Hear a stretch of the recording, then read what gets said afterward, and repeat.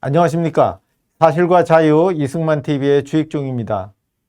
지난 방송에서 일제와 조선인의 국적은 당연히 일본이었음을 여러 관련 자료를 들어서 설명했습니다. 너무나 명백한 사실임에도 더불어당과 MBC 등 좌익은 그를 부정하고 일제와 조선인의 국적이 일본이라 보는 것이 무슨 범죄인 양 공격하고 있습니다. 오늘은 이들이 일본 국적론을 문제 삼는 게 얼마나 허황된 일인지를 먼저 살펴보고, 이번 국적 논란에서 우리가 놓쳐서는 안 될 부분은 무엇인지, 이번 사태를 어떻게 평가해야 하는지 등을 살펴보겠습니다. 오늘 방송의 제목은 좌익의 역사 난동, 일제와 조선인 국적 논란입니다. 우선 오늘 우리나라의 좌익이 어떤 점 때문에 일본 국적론에 그리 격한 반발을 보이는지, 그 반발은 정당한 것인지를 살펴봅니다. 일제와 조선인의 국적 문제와 관련하여 더불어당이나 조국당 국회의원, 좌익 사학자 이런 사람들이 여러 발언을 했습니다만, 제가 보기에 좌익의 생각을 가장 잘 담은 이 문제와 관련해서 제기할 수 있는 온갖 주장을 보여준 이는 지금 화면의 왼쪽에서 보는 더불어당의 박홍배 의원, 그리고 그 오른편에 위성곤 의원입니다. 박홍배는 8월에 장관 청문회 때, 위성곤은 9월 3일 대정부 질의에서 김문수 장관을 상대로 질의라기보다는 억지 시비를 걸었습니다. 그중 두 번째, 위성곤의 억지 시비와 김문수 장관의 답변, 그 일부를 좀 들어보겠습니다. 그럼 국적이 없었다는 말은 결국 한일 병합 조약이 유효하다 이렇게 말씀하시는 건데, 이야기입니다. 제 나름대로 생각이 있고 그런 역사관을 갖고 있는 것은 헌법을 부정하는 것이고, 그런 분은 우리의 국무위원이 될 자격이 없다고 생각합니다. 무슨 말씀을 하세요? 아니, 신성한 국회 식민지 시대 대한민국은 없었습니까? 임시정부가 있었죠. 무슨 대한민국이 임시정부가 있었지? 대한민국이 임시정부는 대한민국이 아니었습니까? 임시정부는 하나의 법통으로서 임시정부죠. 네, 약 4분 이상 언쟁이 벌어졌는데요. 그를 채록하면 화면에 PPT와 같습니다. 이 중 주요 대목만 좀 살펴보겠습니다. 위성곤 의원이 김문수 장관님, 일제강점기에 우리 국민의 국적이 어디라고 말씀하셨죠? 라고 묻자 김문수 장관이 그때는 우리가 일본의 식민지였기 때문에 대한민국 국적이 없었습니다. 이렇게 답을 했고요. 그러자 위성곤 의원은 그럼 국적이 없었다는 말은 한일 병합조약이 유효하다 이렇게 말씀하시는 겁니까? 하고 물었습니다. 그러니까 김문수 장관이 그거는 다른 이야기입니다. 이렇게 반박을 했고요. 그러자 위성곤 씨가 다시 묻습니다. 그래서 한일 병합조약은 유효합니까? 무효합니까? 이렇게 물으니까 김문수 씨가 조약은 나중에 한일 회담 때 가서 무효라고 했죠. 이렇게 답변했습니다. 그러자 위성곤은 다시 그래서 그것이 정당하다는 거예요? 하고 다시 물었고요. 그러자 김문수 장관은 저는 정당하다고 이야기해 본 적이 없습니다. 이렇게 답을 했습니다. 또 조금 지나서 위성곤은 우리가 일본국 국민인데 뭐하러 독립운동을 합니까? 이렇게 질문을 했어요. 그러니까 김문수 장관이 아니 일본한테 나라를 뺏겼으니까 독립운동을 한 거죠. 이렇게 답을 했고요. 그러자 위성곤은 또 김문수 장관은 1910년 한일 병합조약을 정당하다고 얘기하시는 거예요. 라고 주장을 했습니다. 그러니까 김문수 장관은 아니 정당하다고 한 적이 없는데 왜 그러세요? 라고 반박을 했고요. 위성곤은 또 그건 바로 헌법을 부정하는 것이고 라고 김문수 장관을 공격했습니다. 그러니까 김문수 장관이 무슨 말씀을 하세요? 제가 언제 대한민국 헌법을 부정했단 말입니까? 라고 반박을 했습니다. 그러자 위성곤은 아주 비꼬는 발언을 합니다. 네, 김문수 장관님, 일본 국적 하세요. 이랬고요. 그러자 김문수 장관이 화가 났습니다. 왜 제가 일본 국적을 합니까? 사과하세요. 이랬고요. 그러니까 위성곤은 식민지 시대에 대한민국이 없었습니까? 라고 다시 물었고요. 김문수 장관이 무슨 대한민국이 있어요? 임시정부가 있었지. 라고 답을 했습니다. 이렇게 공방이 오가던 중에 별 실익이 없다고 생각했는지 위성고는 그만하세요. 그만 듣겠습니다. 라면서 질의를 끝냈습니다. 조금 전에 본 더불어당 위성곤의 김문수 장관에 대한 억지 시비, 그리고 이거를 또 청문회 때의 박홍배의 억지 시비와 합치면 좌익은 일본 국정론에 대하여 지금 화면에서 보시는 것 같은 문제를 제기한다고 하겠습니다. 첫째, 일제 때 태어나 살았던 우리 부모 세대는 자신의 국적이 일본이라고 생각하지 않았다. 둘째, 일본 국정론은 1910년 8월 한일 병합조약이 유효하고 정당하다는 주장이다. 셋째, 일본 국적이면 충성할 조국이 일본이고 독립운동할 필요가 없다. 일본 국정론은 독립운동을 부정하며 독립군은 반국가 세력이 된다. 넷째, 1919년에 대한민국이 수립되었기에 당시 사람들의 국적은 대한민국이며 일본 국정론은 대한민국 임시정부를 부정하는 것이다. 다섯째, 이는 임정의 법통을 인정한 헌법 위반이고 곧 국헌문란이다. 이런 주장을 하는 자는 내란죄로 다스려야 한다. 자, 여기서 놀라운 것은 좌익은 단지 다른 역사관을 가졌다고 해서 내란죄로 다스려야 한다는 이야기를 서슴없이 한다는 겁니다. 그들의 이야기는 대체 얼마나 옳기에 이런 말을 할 수 있는 것일까요? 일본 국정론이 정말 내란죄로 다스려야 할 만큼 중범죄인지 살펴보겠습니다. 자, 첫째로 일제시대의 조선인들은 자신의 국적을 일본으로 생각하지 않았을까요? 일본으로부터 독립을 선언한 거적적인 3.1운동도 있었고 그 후에도 국내외에서 크고 작은 독립운동이 있었습니다. 그러나 당대의 조선인들이 자신의 국적을 일본으로 생각했는지 여부는 알 수 없습니다. 당대의 조선인들 중에는 자신의 국적으로 일본을 생각한 사람도 있었고 또 그렇지 않은 사람도 있었겠죠. 그렇지만 양자의 비율이 어떠했는지 알 수 없고 그 비율은 시간에 따라서 변화하였으며 또 설령 과반수가 일본 국적을 거부한 것이 밝혀지더라도 일본 국정론이 부정되는 건 아닙니다. 조선인의 일본 국적은 즉 일본 제국주의가 한국인을 일본 국민으로 편입시킨 것을 가리키지 조선인이 마음속으로 일본을 조국으로 생각했다는 이야기가 아닙니다. 아마도 우리 부모와 조부모 세대의 대다수는 국적 문제를 한 번도 생각하지 못했을 것입니다. 아마 그럴 필요조차도 없었을 것입니다. 그런데도 우리 부모 세대가 자신의 국적을 일본으로 생각하지 않았다고 강변하는 것은 실상 아무 근거가 없습니다. 조국 당의 차규근 의원은 9월 3일 김문수 장관과 설전을 벌이면서 자신이 부모의 국적이 일본이라고는 한 번도 생각하지 않았다고 말했는데요. 자식이 부모 국적을 어떻게 생각하는지는 부모의 실제 국적과 아무런 관계가 없습니다. 법무부 출신으로서 법률가인 사람이 이런 발언을 한다는 것 자체가 참으로 한심스럽습니다. 둘째로 일본 국정론은 한일 병합조약이 유효하고 정당하다는 말일까요? 한일 병합조약 등 한일 간의 재반조약에 대해선 1965년 국교 정상화 때 이미 무효라고 정리되었습니다.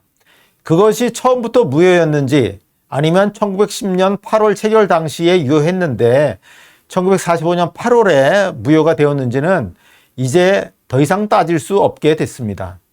한국, 일본 각각의 입장이 있었지만 1965년 시점에서 이미 무효라는 걸로 절충되었습니다. 이태진 등 할 일 없는 학자들이 그 조약 체결 절차상의 몇 대목을 문제를 삼아서 을사늑약은 무효다, 한일 병합조약 성립하지 않았다, 뭐 이런 주장을 합니다마는 다 부질없는 짓입니다. 한일 병합조약이 중대한 절차상 문제 때문에 본래 무효라면 그러면 식민지배 사실이 없어집니까? 일제 통치하에 35년이 없어집니까? 일제시대에 있었던 수많은 조치가 다 무효가 됩니까? 토지조사 사업이 무효가 됩니까? 토지조사 사업 이후에 그를 토대로 해서 수많은 토지거래가 이루어졌는데 그럼 그런 토지거래도 다 무효가 됩니까? 산미증식계획도 무효가 되면 그때 만들어져 오늘까지 쓰고 있는 저 많은 댐과 저수지는 어떻게 해야 됩니까? 무효니까 때려부시고 원래대로 복원을 해야 되겠습니까? 일제가 여러 공립학교를 세웠고 수많은 조선인 아동이 취학하고 그 학교를 졸업해서 또 그를 토대로 취직도 하고 생계를 이어갔는데 그 졸업장도 다 무효입니까? 한일 간 조약 무효로는 루신이 쓴 소설에 나오는 아큐식의 정신승리법에 불과합니다. 아큐라고 하는 이 모자란 인간은 동네 깡패들에게 얻어맞고는 나는 아들한테 맞은 격이다. 아들 뻘 되는 녀석과는 싸울 필요가 없으니 나는 정신적으로 패배하지 않은 것이다. 이런 식으로 자위를 합니다. 좌익은 흔히 한일 병합을 여성에 대한 강간으로 비유하는데 그들 말대로 여성을 강제로 끌고 와서 강간하고 감금하고 강제로 혼인신고도 하고 데리고 살았다고 합시다. 아이도 여럿 낳아서 다 장성하고요. 수십 년 뒤에 이 결혼 생활은 무효다라고 선언할 수는 있습니다. 하지만 이미 태어나 장성해서 따로 살고 있는 그 아이들은 어떻게 할 겁니까? 결혼이 무효니까 다 죽여서 없애야 합니까? 앞서 소개한 위성고는 한일 병합조약이 위헌합니까? 라고 묻고는 곧 이어서 한일 병합조약이 정당하다고 보는 것이죠? 라고 억지를 씁니다. 되풀이하지만 일본 국정론은 한일 병합조약이 정당하다 아니다와 아무런 관련이 없습니다. 일본이 한국을 집어삼켜서 한국인을 일본 국민으로 만들었잖아요. 그게 일본 국정론입니다. 거기서 한일 병합조약의 정당성이 왜 나옵니까? 그냥 억지에 불과합니다. 셋째로, 국적이 일본이면 독립운동할 필요가 없을까요? 일본 국정론은 일본 정부가 조선인을 일본 국민으로 간주했다는 것이지 조선인이 스스로 일본 국민이 되었다거나 일본 국민임을 받아들였다 하는 것이 아닙니다. 또 법적으로 일본 국민에 편입된 조선인이 일본에 충성하게 되는 것도 아닙니다. 조선인은 강제로 일본 국민에 편입되었을 뿐이니 얼마든지 일본 통치를 거부하고 독립운동을 할 수 있습니다. 김문수 장관 말씀처럼 한국인의 국적이 일본이 되었으니 독립운동하는 것이죠. 무슨 말 같지도 않은 말을 합니까? 거기서 더 나아가서 일본 국정론 주장자는 독립군을 반국가단체로 보는 것이라는 좌익의 억지에 대해선 더 이상 논평할 가치도 없습니다. 넷째로, 대한민국 임시정부가 수립되었기에 한국 국적이고 따라서 일본 국정론을 주장하면 임시정부를 부정하는 것일까요? 임시정부는 정식 정부가 아니죠. 국민 주권 영토라는 국가의 3요소를 갖지 못한 것이 임시정부죠. 그걸 갖기 위해 투쟁한 것이 독립운동이고요. 오히려 국민 주권 영토를 갖고 있던 것은 일본 제국주의죠. 한반도에서 다수의 조선인을 상대로 실제로 통치했던 것은 일본 제국주의입니다. 자, 일제와 조선인은 일본의 통치를 받았습니다. 그들은 일본 정부, 그러니까 조선 총독부죠. 일본 정부에 세금을 내고 자기 재산 중 가장 큰 것, 토지죠. 토지에 대한 확고한 소유권을 국가로부터 인정받고 그 증빙도 국가로부터 받았습니다. 또 일제와 조선인은 일본 경찰의 일상적인 치안 유지 덕분에 생명과 재산을 보호받았습니다. 조선인이 강도를 당해서 상해를 입거나 금품을 빼앗겼다. 그러면 일본 경찰이 그 범인을 잡아서 처벌하고 또 뺏어간 금품이 남아 있었다면 그걸 되돌려줬습니다. 그런 의미에서 조선인은 일본 경찰의 일상적인 치안 유지 덕분에 생명과 재산을 보호받았습니다. 또 그들은 송사가 생겼을 경우 일본의 재판소에 소송을 제기하여 그 판결, 처분을 받았습니다. 그들의 해외여행에 필요할 경우 일본 국적이 표시된 여권을 발급받아서 해외여행을 하기도 했습니다. 이 일제와 조선인은 대한민국의 통치를 받은 일이 없습니다.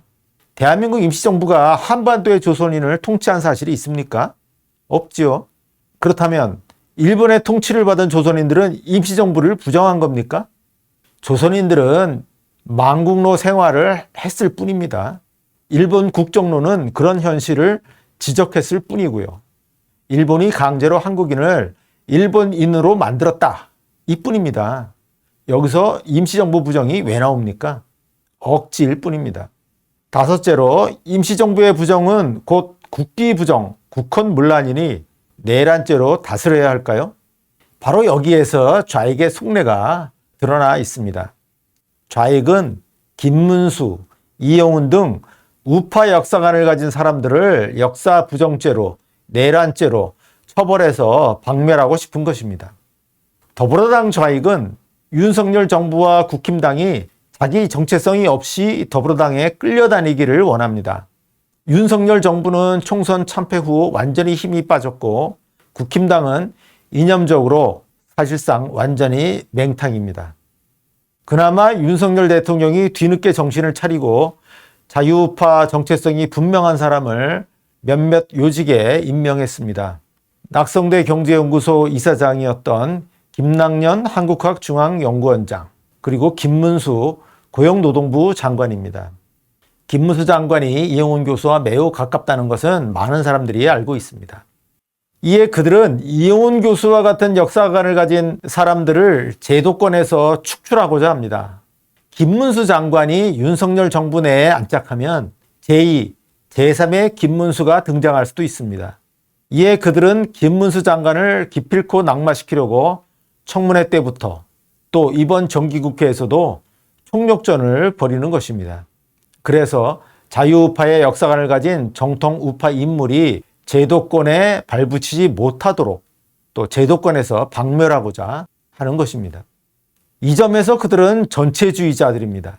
그들은 자유민주주의 사회의 다양성을 존중하는 사람들이 아닙니다. 자신과 이견을 가진 사람을 박멸하고 싶어하는 전체주의자들입니다.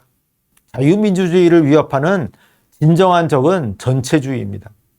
그런 전체주의를 공공연히 표방하는 이들이야말로 이 사회에서 축출해야 합니다. 이처럼 오늘날 좌익이 일본 국정론과 관련하여 제기한 여러 주장은 다 터무니없습니다. 사실로도 뒷받침되지 않고 논리적으로도 성립하지 않습니다. 그들은 오직 자신들에게 가장 위험하고 두려운 정적을 제거하기 위해 아무 말 대잔치를 벌였을 뿐입니다. 문제는 이런 이야기가 국회에서, 공중파에서, 신문에서 아무런 검증도 비판도 받지 않고 그대로 전파되어 횡행한다는 것입니다. 정치인들이, 기자가, 학자가 아무 말 대잔치를 벌이니 일반 국민도 그대로 따라서 아무 말 대잔치에 동참합니다. 이것은 지금의 한국 사회가 얼마나 반지성적이요 반이성적인지를 말해줍니다. 전우용이란 작자는 어이없게도 뉴라이트 역사관이 한국 사회의 반지성주의를 보여준다고 조롱했습니다만 실은 그 반대입니다. 아무런 사실적 근거도 없고 관련도 없는 이야기가 좌익의 입을 통해서 마구 터져나오고 국민에게 그대로 전파됩니다. 한국 사회가 반지성화로 폭주합니다. 좌익 매체의 보도마다 달린 댓글을 보십시오. 우파에 대한 증오와 광기가 어마어마합니다. 국민소득은 선진국 수준이 되어서 골프 치고 해외로 놀러 나가고 호텔에서 결혼식을 하는 이런 풍요에 비해서 정신의 빈곤은 처참합니다. 좌익이 선도하는 가운데 한국 사회는 저질화로 치닫고 있습니다. 자, 끝으로 이런 사태에서 결코 그 책임을 면할 수 없는 사람들을 거론하겠습니다. 바로 한국사 학자들입니다. 보통 사회에서 어떤 문제가 터지면 전문가들이 문제를 진단하고 해결 방향을 제시합니다. 전문가들이라고 해서 항상 적절한 의견을 제시하는 건 아니고 또 전문가들 상호 간에도 엇갈린 의견이 나오기도 합니다. 그렇지만 전문가의 의견 제시는 필요한 절차입니다. 바로 이런 필요 때문에 사회 각계의 전문가들이 포진해 있는 것이고요. 그런데 이번에 일제와 조선의 국적 문제가 터졌는데 이에 관해서 김문수 장관 등 뉴라이트를 성토하는 자칭 역사학자 전우영이나 주진호, 정태현 등 몇몇 강성 싸움꾼 외에 차분하게 사실적 근거를 갖고 이 문제에 관해 해설한 역사학자는 단 한 명도 없었습니다. 역사 문제가 터졌는데 전문가로서 그 심화를 논리정연하게 밝힌 역사학자가 단 한 명도 없었습니다. 한국 대학에 가면은 한국사학자가 드글드글합니다. 그런데 도대체 어떻게 단 한 명도 없을 수가 있습니까? 물론 이 국정 문제에 정통한 한국사학자가 있고 또 이 주제에 관해 논문을 쓰지 않았더라도 관련 자료만 좀 들여다보면 금방 문제의 정체를 파악해서 해설할 수 있는 학자도 여럿 있습니다. 지난 방송에서 언급한 서울시립대 명예교수이자 전 동북아역사재단 이사장 정재정 씨, 화면 왼편의 인물이고요. 그리고 한양대 사학과의 이승일 교수입니다. 오른편 인물입니다. 특히 이승일 교수는 바로 정확히 이 문제, 일제와 조선인의 국정 문제로 학술 논문까지 썼습니다. 그렇지만 그들은 침묵했습니다. 언론에서 접촉했는지 모르겠습니다만 아마 접촉했더라도 인터뷰에 손사래를 쳤을 겁니다. 자신에게 전문 지식을 알려달라고 묻는데 왜 손사래를 치느냐고요? 그들이 인터뷰를 통해 역사적 사실을 밝히는 순간, 즉 일본 국적이 맞다는 것이 전파를 타는 순간 그들은 그 소속 집단 한국사학계에서 파문당할 것이기 때문입니다. 자, 파문이란 스승과 제자의 의리를 끊고 문화에서 내쫓는 것, 혹은 카톨릭 등에서 신부 자격을 빼앗고 내쫓는 것을 말합니다. 오갈 데 없는 외톨이 신세, 홀로 죽을 수밖에 없는 그런 외톨이 신세가 되는 것입니다. 그들은 국사학계에서 투명인간 취급을 받고 특히 아직 현직에 있는 이승일 교수 경우에는 아마 프로젝트도 못 따고 교과서 집필에도 참여하지 못하게 될 것입니다. 아마도 이런 사태가 무서워서 이들은 작금의 국정 논란에 침묵하는 것이라 생각합니다. 저는 이 두 사람을 비난하려고 하는 게 아닙니다. 이 두 사람에게 침묵을 강요하는 한국 사학계를 비난하고 비판하고자 하는 겁니다. 한국 사학계는 이런 집단입니다. 사실을 사실대로 논하지 않고 오직 진영 논리대로만 움직이는 집단입니다. 현실의 혼돈을 정리하는데 아무런 역할을 못하는 집단. 아니, 혼돈을 조장하고 증폭시키는 집단. 이것이 오늘의 한국 사학계입니다. 중요한 역사 문제가 터질 때마다 벙어리가 되는 이런 학자 집단은 도대체 존재의 의의가 뭘까요? 오늘 여기까지 말씀드리겠습니다. 경청해 주셔서 감사합니다.